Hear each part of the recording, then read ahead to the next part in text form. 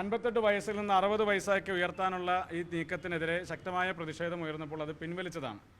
എന്നാൽ ഇപ്പോൾ സർക്കാർ വളരെ തന്ത്രപരമായി ഓരോ വ്യത്യസ്തമായ സ്ഥാപനങ്ങൾ ഓരോന്നിനോരോന്നിനായി ഉത്തരവിറക്കിക്കൊണ്ടിരിക്കുകയാണ്. ഇപ്പോൾ ഏറ്റവും അവസാനം ഔഷധിയിൽ വിരമിക്കൽ പ്രായം 58 നിന്ന് 60 വയസ്സാക്കി ഉയർത്തി. കേരള ലൈഫ് സ്റ്റോക്ക് ഡിപ്പാർട്ട്മെൻറ്റിൽ നിന്ന് 60 വയസ്സാക്കി ഉയർത്താൻ വേണ്ടി ഇന്നലെ ഈ കഴിഞ്ഞ ദിവസങ്ങളിലെ മന്ത്രിസഭാ യോഗത്തിൻ്റെ തീരുമാനമെടുത്തു. 5 പൊതുമേഖലാ സ്ഥാപനങ്ങളിൽ നിലവിൽ ഇതിനോടകം തന്നെ കേരള ഫീഡ്സ് ഉൾപ്പെടെ കയർ തൊഴിലാളി ക്ഷേമനിധി ബോർഡിൽ, നോർക്ക റൂട്ട്സിൽ, IHRDയിൽ, ആയുഷിൽ എന്നിങ്ങനെ 5 സ്ഥാപനങ്ങളിൽ നിലവിൽ വിരമിക്കൽ പ്രായം 58 നിന്ന് 60 വയസ്സാക്കി ഉയർത്തി. വിരമിക്കൽ പ്രായം ഉയർത്തുന്നത് സംസ്ഥാനത്തെ യുവജനങ്ങളോടുള്ള ഒരു വെല്ലുവിളിയാണ്. ഈ സംസ്ഥാനത്തിനകത്ത് PSC പരീക്ഷ എഴുതിയും എംപ്ലോയ്മെൻറ്റ് എക്സ്ചേഞ്ചിൽ പേര് രജിസ്റ്റർ ചെയ്തും വ്യവസ്ഥാപിതമായ മാർഗങ്ങളിലൂടെ സർക്കാർ സംവിധാനങ്ങളിൽ ജോലിയിൽ പ്രവേശിക്കാൻ വേണ്ടി കാത്തു നിൽക്കുന്ന ആയിരക്കണക്കിന് ചെറുപ്പക്കാർ ഉള്ളപ്പോൾ വലിയ രീതിയിൽ തൊഴിലില്ലായ്മ നമ്മുടെ നാട്ടിനെ വേട്ടയാടിക്കൊണ്ടിരിക്കുന്ന ഈ കാലഘട്ടത്തിലും പിണറായി വിജയൻ സർക്കാരിൻ്റെ അവസാന കാലഘട്ടത്തിൽ വിരമിക്കൽ പ്രായം കൂട്ടുന്നത് CITUവിൻ്റെ നിർദ്ദേശപ്രകാരമാണ് എന്നുള്ളതാണ് മനസ്സിലാക്കുന്നത്. അപ്പോൾ ഈ വിഷയത്തിൽ DYFIയുടെ അഭിപ്രായം അറിയാൻ യൂത്ത് കോൺഗ്രസിന് താല്പര്യമുണ്ട്. AYF എന്തു പറയുന്നു എന്നറിയാൻ ഞങ്ങളൊക്കെ അവരോട് അഭ്യർത്ഥിക്കുകയാണ്. നിങ്ങളുടെ നിലപാട് എന്ത് എന്ന് DYFIയും AYF ഒക്കെ ഒന്ന് വെളിപ്പെടുത്തണം. ഈ സംസ്ഥാനത്തിനകത്ത് നിരവധിയായ ചെറുപ്പക്കാർ തൊഴിൽ രഹിതരായി നിൽക്കുമ്പോഴും ഇവിടെ വിരമിക്കൽ പ്രായം വർദ്ധിപ്പിക്കുന്നത് അത്തരത്തിൽ തൊഴിൽ ആഗ്രഹിച്ച് നിൽക്കുന്ന യുവാക്കളോട് കാണിക്കുന്ന വഞ്ചനയാണ്. അതുപോലെ തന്നെ പ്രധാനപ്പെട്ട മറ്റൊരു ഉത്തരവ് കഴിഞ്ഞ ദിവസങ്ങളിൽ പുറത്തു വന്നത് സംസ്ഥാനത്തെ തദ്ദേശ സ്വയംഭരണ സ്ഥാപനങ്ങളിൽ 10 വർഷത്തിലധികമായി താൽക്കാലിക അടിസ്ഥാനത്തിൽ, ഓണറേറിയത്തിൻ്റെ അടിസ്ഥാനത്തിൽ, കരാർ അടിസ്ഥാനത്തിലൊക്കെ ജോലി ചെയ്യുന്ന ആളുകളെ സ്ഥിരപ്പെടുത്താനുള്ള സർക്കാരിൻ്റെ തീരുമാനമാണ്. 3/1/2026 ആ ഉത്തരവ് പുറത്തു വന്നിട്ടുള്ളത്. ആ ഉത്തരവിൽ തന്നെ പറയുന്ന കണക്ക് പ്രകാരം, ഇവിടെ അവർ തന്നെ പുറത്തുവിട്ട കണക്ക് പ്രകാരം പറയുന്നത് പത്രപരസ്യത്തിലൂടെയും എഴുത്തുപരീക്ഷയിലൂടെയും അഭിമുഖത്തിലൂടെയും നിയമിക്കപ്പെട്ട ആളുകളുടെ എണ്ണം 2ആണ്. തദ്ദേശ സ്ഥാപനങ്ങളിൽ നിയമിക്കപ്പെട്ട ആളുകളുടെ എണ്ണം. പത്രപരസ്യത്തിലും അഭിമുഖവും മുഖേന നിയമിക്കപ്പെട്ട ആളുകളുടെ എണ്ണം 112ആണ്. അഭിമുഖം മാത്രം നടത്തി നിയമിക്കപ്പെട്ട ആളുകളുടെ എണ്ണം 57ആണ്. എംപ്ലോയ്മെൻറ്റ് എക്സ്ചേഞ്ച് മുഖാന്തരം നിയമിക്കപ്പെട്ടത് കഴിഞ്ഞ 10 വർഷ കാലഘട്ടത്തിനിടയിൽ എംപ്ലോയ്മെൻറ്റ് എക്സ്ചേഞ്ച് മുഖാന്തരം താൽക്കാലിക അടിസ്ഥാനത്തിൽ, ഓണററി അടിസ്ഥാനത്തിൽ, കരാർ അടിസ്ഥാനത്തിൽ നിയമിക്കപ്പെട്ട ആളുകളുടെ എണ്ണം വെറും 5ആണ്. ആശ്രിത നിയമനം മുഖാന്തരം 1. പഞ്ചായത്ത് ഭരണസമിതിയുടെ തീരുമാനപ്രകാരം 21. ഇനി ഏത് രീതിയിലാണ് നിയമിച്ചതെന്ന് വിവരങ്ങൾ ലഭ്യമല്ലാത്തത് 9. അങ്ങനെ ആകെ 208 തസ്തികകളിലുള്ള ആളുകളെ സ്ഥിരപ്പെടുത്താൻ വേണ്ടി സംസ്ഥാന ഗവൺമെൻറ് തീരുമാനിക്കുകയാണ്. അപ്പോൾ ഈ തീരുമാനം മുൻകാലങ്ങളിൽ നടപ്പാക്കാൻ വേണ്ടി ശ്രമിച്ചപ്പോഴൊക്കെ തന്നെ വലിയ പ്രതിഷേധം ഉയർന്നു വന്നതിൻ്റെ ഭാഗമായി പിൻവലിക്കപ്പെട്ടിട്ടുള്ളൊരു തീരുമാനങ്ങൾ.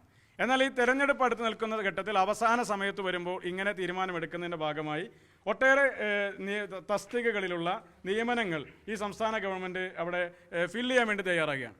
ഇതൊക്കെ ഈ നാട്ടിലെ തൊഴിൽ ആഗ്രഹിച്ച് നിൽക്കുന്ന ചെറുപ്പക്കാരുടെ വഞ്ചനയല്ലേ?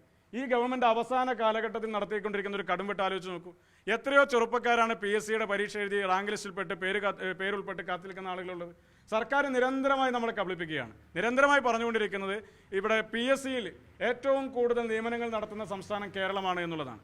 അതൊരു കള്ളമാണ് എന്നുള്ളതാണ് യൂത്ത് കോൺഗ്രസിന് സൂചിപ്പിക്കാനുള്ളത്. കാരണം അഡ്വൈസ് മെമ്മോ അയച്ചതിൻ്റെ അടിസ്ഥാനത്തിലാണ് പറയുന്നത്. അഡ്വൈസ് മെമ്മോ അയക്കുമ്പോൾ തന്നെ നിങ്ങൾ PSC എഴുതിയിട്ടുള്ള മാധ്യമ പ്രവർത്തകരുണ്ടെങ്കിൽ അറിയാം, ഒരു ക്വാളിഫൈഡ് ആയിട്ടുള്ള ഒരു വിദ്യാർത്ഥിയെ സംബന്ധിച്ച് അയാൾ ഒന്നോ അതിലധികമോ ലിസ്റ്റിൽ പേരുൾപ്പെടും. ഒന്നോ ലിസ്റ്റ് ഒരു ലിസ്റ്റിൽ മാത്രമായിരിക്കില്ല, ഒന്നോ അതിലധികമോ ലിസ്റ്റിൽ പേരുൾപ്പെടും. അയാൾക്ക് സ്വാഭാവികമായും 5ഓ 6ഓ തസ്തികയിൽ നിന്നുള്ള അഡ്വൈസ് മെമ്മോ ലഭിക്കും. അതിലൊന്നിൽ മാത്രമാണ് ജോയിൻ ചെയ്യുക, ബാക്കിയുള്ളത് NJDയായി അവശേഷിക്കും. ആ NJDയായി അവശേഷിക്കുന്ന തസ്തികകളിലേക്ക് വീണ്ടും അഡ്വൈസ് മെമ്മോ അയക്കും. അപ്പോൾ അഡ്വൈസ് മെമ്മോകൾ അയച്ചതിൻ്റെ എണ്ണത്തിൻ്റെ അടിസ്ഥാനത്തിലാണ് സംസ്ഥാന ഗവൺമെൻറ് നിയമനം നടത്തിയതെന്ന് പറയുന്നത്. അത് തെറ്റാണ്. എത്ര സ്പാർക്ക് ഐഡികൾ ക്രിയേറ്റ് ചെയ്തു, നിയമനത്തിൻ്റെ അടിസ്ഥാനത്തിൽ എത്ര സ്പാർക്ക് ഐഡികൾ ക്രിയേറ്റ് ചെയ്തു എന്ന കണക്ക് പുറത്തുവിടാൻ സർക്കാർ തീരുമാനിച്ചാൽ, തയ്യാറായാൽ കഴിഞ്ഞ 10 വർഷ കാലഘട്ടത്തിലെ നിയമനത്തിൻ്റെ കണക്ക് നമുക്ക് ലഭിക്കും.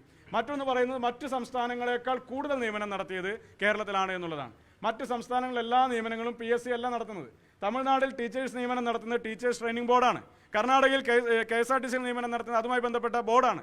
ഇവിടെ KSRTCയിൽ നിയമനം നടത്തുന്നതായാലും സർക്കാർ അധ്യാപകരെ നിയമിക്കുന്നതായാലും എല്ലാം തന്നെ PSC ആണ്. സ്വാഭാവികമായും ഈ കണക്കുകളെല്ലാം തന്നെ PSCയുടെ കണക്കിൽ ലിസ്റ്റിലേക്ക് കേരളത്തെ സംബന്ധിച്ച് വരും. മറ്റ് സംസ്ഥാനങ്ങളിൽ അങ്ങനെ എല്ലാ നിയമനങ്ങളും PSC മുഖാന്തരം അല്ലാത്തതുകൊണ്ട് PSCയിൽ കാണുന്ന നിയമനങ്ങളുടെ എണ്ണം സ്വാഭാവികമായി കുറവായിരിക്കും. ഞാൻ തമിഴ്നാട് കർണാടക 2 സംസ്ഥാനം മാത്രമേ പറയുന്നുള്ളൂ. മറ്റേ ഓരോ സംസ്ഥാനങ്ങൾ എടുത്ത് പരിശോധിച്ച് നോക്കിയാലും അതത് സംസ്ഥാനങ്ങളിൽ വ്യത്യസ്തമായ ബോർഡുകൾ നിയമിക്കുന്ന ആ നിയമനങ്ങളുടെ എണ്ണം പരീക്ഷയുടെ അടിസ്ഥാനത്തിൽ അഭിമുഖത്തിൻ്റെ അടിസ്ഥാനത്തിലൊക്കെ നിയമിക്കുന്ന നിയമനങ്ങളുടെ എണ്ണം PSCയുടെ പട്ടികയുടെ കീഴിലേക്ക് വരില്ല.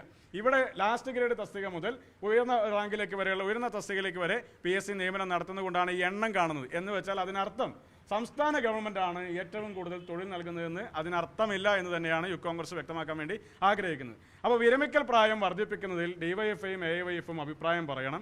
അതോടൊപ്പം തന്നെ താൽക്കാലിക അടിസ്ഥാനത്തിൽ ഇപ്പോൾ നിയമിക്കപ്പെട്ടിട്ടുള്ള ആളുകളെ സ്ഥിരപ്പെടുത്താൻ വേണ്ടി ശ്രമിക്കുന്നത് അത് കടുത്ത യുവജന വഞ്ചനയാണ്. ആ നിലപാടിൽ നിന്ന് സംസ്ഥാന ഗവൺമെൻറ് പിന്തിരിയാൻ വേണ്ടി തയ്യാറാകണം. ഇപ്പോൾ പുറത്തിറക്കപ്പെട്ടിട്ടുള്ള ഈ ഓർഡറുകൾ അടിസ്ഥാനപ്പെടുത്തി ഇതിന് നിയമ നടപടി സ്വീകരിക്കുന്നതടക്കമുള്ള കാര്യങ്ങൾ ഇന്ന് ചേരുന്ന സംസ്ഥാന യൂത്ത് കോൺഗ്രസ് കമ്മിറ്റി തീരുമാനമെടുക്കും. അതോടൊപ്പം തന്നെ ഇത്തരം കാര്യങ്ങളുമായി ബന്ധപ്പെട്ട തുടർ സമര പരിപാടിയിൽ കൂടി തീരുമാനമെടുക്കുന്നതാണ്. നേരെ അങ്ങോട്ട് പോയി. അല്ല, കേരളത്തിലെ പൊതുവെ 140 നിയമസഭാ മണ്ഡലത്തിൽ ഐക്യജനാധിപത്യ മുന്നണിയുടെ സ്ഥാനാർത്ഥിത്വത്തെ സംബന്ധിച്ച് പാർട്ടിയാണ് തീരുമാനമെടുക്കേണ്ടത്. മുന്നണിയാണ് തീരുമാനമെടുക്കേണ്ടത്. അതിൽ കോൺഗ്രസിൻ്റെ സീറ്റുകളെ സംബന്ധിച്ച് കോൺഗ്രസ് പാർട്ടിയാണ് തീരുമാനമെടുക്കേണ്ടത്. ആ തീരുമാനത്തിൽ യൂത്ത് കോൺഗ്രസിന് അഭിപ്രായമുണ്ട്. യൂത്ത് കോൺഗ്രസ് ഞങ്ങളുടെ അഭിപ്രായം രേഖപ്പെടുത്തും.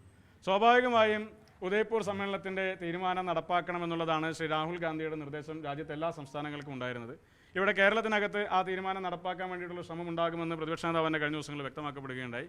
പിന്നെ ലക്ഷ്യ 2026 എന്ന പേരിൽ ഞങ്ങളുടെ പാർട്ടിയുടെ നടന്ന ക്യാമ്പ് എക്സിക്യൂട്ടീവും പൊതുവിൽ അതിൽ പൊതുവായൊരു തീരുമാനവും ഈ തെരഞ്ഞെടുപ്പിൽ യുവാക്കളെ പരിഗണിക്കണം എന്നുള്ളത് തന്നെയാണ്. അപ്പോൾ സ്വാഭാവികമായും ഞങ്ങൾ ഉന്നയിക്കുന്ന ക്ലെയിം എന്ന് പറയുന്നത് വരുന്ന നിയമസഭാ തെരഞ്ഞെടുപ്പിൽ യുവാക്കളെ പരിഗണിക്കണം എന്നുള്ള ആവശ്യം അത് പിന്നെ ഞങ്ങളിൽ നിന്ന് മത്സരിപ്പിക്കാവുന്ന പരിഗണിക്കാവുന്ന ചെറുപ്പക്കാരുടെ ഇതുൾപ്പെടെയുള്ള കാര്യങ്ങളൊക്കെ ഞങ്ങൾ കൈമാറും. പർട്ടിക്കുലർ സീറ്റിനെ സംബന്ധിച്ച് ഇപ്പോൾ ഒരു കമൻ്റ് ഇല്ല.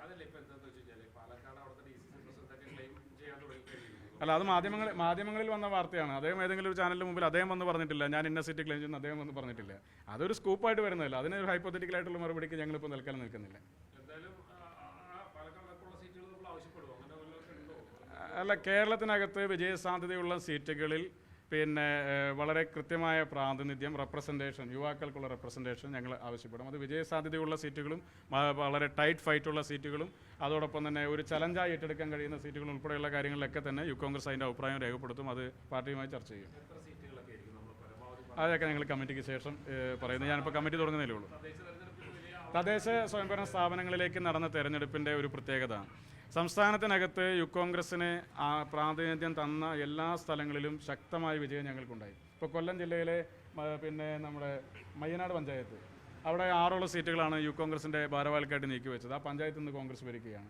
സമാനമായ രീതിയിൽ എത്രയോ ജില്ലാ പഞ്ചായത്ത് ഡിവിഷനുകൾ കടുത്ത ഇടതുപക്ഷ കോട്ടകളായിരുന്ന ജില്ലാ പഞ്ചായത്ത് ഡിവിഷനുകൾ ആ ഡിവിഷനിലൊക്കെ തന്നെ യൂത്ത് കോൺഗ്രസിൻ്റെ സ്ഥാനാർത്ഥികൾ വിജയിച്ചു വന്നു. തിരുവനന്തപുരത്ത് പിന്നെ നബീൽ കല്ലമ്പലം മത്സരിച്ച് വിജയിച്ച സീറ്റ്, യൂത്ത് കോൺഗ്രസ് സംസ്ഥാന ജനറൽ സെക്രട്ടറിയായ കാവ്യ രഞ്ജിത്ത് മത്സരിച്ച് വിജയിച്ച സീറ്റ്, മട്ടന്നൂരിലെ ജിതിൻ കുളപ്പം മത്സരിച്ച് വിജയിച്ച വാർഡ് സീറ്റ്, അതൊക്കെ CPMനെ ബദലായി മറ്റൊരാൾ പോലും നോമിനേഷൻ പോലും കൊടുക്കാൻ കുറേയേറെ കാലം ആളില്ലാതിരുന്ന സ്ഥലങ്ങളിലൊക്കെയാണ്.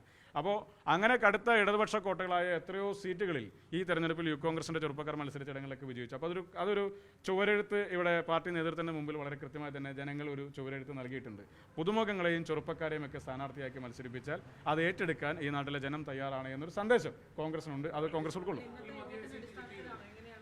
അല്ല, ഞങ്ങളുടെ സംസ്ഥാന കമ്മിറ്റി യോഗം ഇന്നിപ്പോൾ ആരംഭിക്കുന്നുള്ളൂ. ഞങ്ങൾ വിവിധങ്ങളായ കാര്യങ്ങളുണ്ട്. ഞാൻ നേരത്തെ സൂചിപ്പിച്ച നിയമനങ്ങളുമായി ബന്ധപ്പെട്ട ഇപ്പോൾ സർക്കാർ ഈ വിരമിക്കൽ പ്രായം വർദ്ധിപ്പിക്കുന്നത്, പിന്നെ താൽക്കാലിക അടിസ്ഥാനത്തിലുള്ള ജീവനക്കാരെ സ്ഥിരപ്പെടുത്തുന്നതടക്കമുള്ള കാര്യങ്ങളിൽ നിയമ നടപടികൾ സ്വീകരിക്കുന്നതും അതിൻ്റെ സമര പരിപാടികളും, അതോടൊപ്പം തന്നെ ലക്ഷ്യ 2026ൻ്റെ ഭാഗമായി KPCCയുടെ ക്യാമ്പ് എക്സിക്യൂട്ടീവിൻ്റെ നിർദ്ദേശപ്രകാരം യൂത്ത് കോൺഗ്രസിൻ്റെ സംഘടനാ പരിപാടികൾ, താഴെ തലം വരെ നടപ്പിലാക്കിയെടുക്കേണ്ട സംഘടനാ പരിപാടികൾ, ഈ തെരഞ്ഞെടുപ്പിൽ ഞങ്ങൾ ഏറ്റെടുക്കേണ്ട ബൂത്ത് കമ്മിറ്റിയുടെ പ്രവർത്തനങ്ങൾ ഞങ്ങൾ പാർട്ടി ഒരു നിർദ്ദേശം നൽകിയിട്ടുള്ളത്.